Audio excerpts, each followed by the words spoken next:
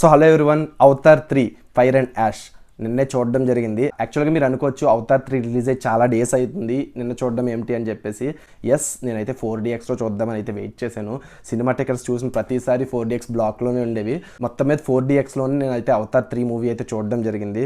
So to be honest, నేనైతే movie చూసి చాలా డిసప్పాయింట్ అయ్యాను. విజువల్ వైజ్గా బాగానే ఉన్నప్పటికీ కూడా నాకు ఎక్కడో 2 చూసిన ఫీలింగే వచ్చింది. ఎక్కడ కూడా అసలు 1కి 2కి చాలా డిఫరెన్స్ ఉంటుంది.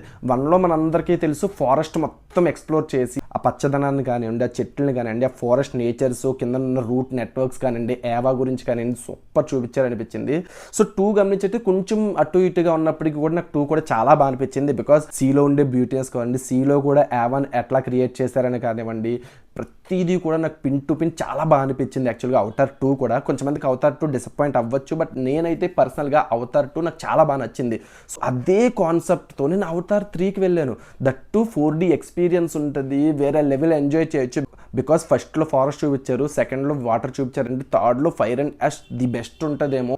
ఎక్కడో నాకు లావా మౌంటైన్స్ ఇవన్నీ కూడా ఎక్స్ప్లోర్ చేసి ద బ్యూటీ చూపిస్తారేమో అని చెప్పేసి నేను చాలా ఎక్స్పెక్టేషన్స్తో అయితే వెళ్ళాను. యాక్చువల్గా రివ్యూస్ కూడా నేను చూడకన్నా వెళ్ళాను, బికాజ్ ఎక్స్పీరియన్స్ పోతుందేమో అని చెప్పేసి వెళ్ళాను.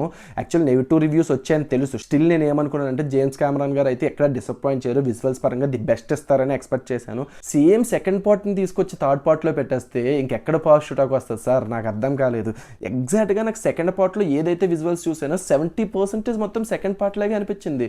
జస్ట్ ఒక ఫైర్ అండ్ యాక్స్ తెగను కొంచెం మందిని తీసుకొని వచ్చి రౌడీస్కి సపోర్ట్గా పెట్టారు, అంతే తప్ప సేమ్ 2లో కథ ఎలా నడిచిందో నాకు 3లో కథ కూడా నేనైతే ఫుల్లీ డిసప్పాయింట్ అయ్యాను. నేను విజువల్స్ చూద్దామని మాత్రమే వెళ్ళాను, అవతార్ 3కి అయితే మాత్రం స్టోరీ ఓరియంటెడ్గా వెళ్ళలేదు.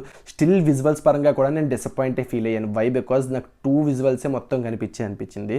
సో కుడ్ బి బెటర్ అనిపించింది. అవతార్ నుంచి ఈ లెవెల్ ఆఫ్ అవుట్పుట్ అయితే నేను ఎక్స్పెక్ట్ చేయలేదు. సో మీరు అవతార్ 3 మూవీ చూస్తుంటే మీకేమనిపించింది? ఇఫ్ ఇన్ కేస్ చూడకపోయి ఉంటే మీకు చూడాలనిపిస్తుందా లేదా అనేది మాత్రం కామెంట్ చేయండి. Thank you so much.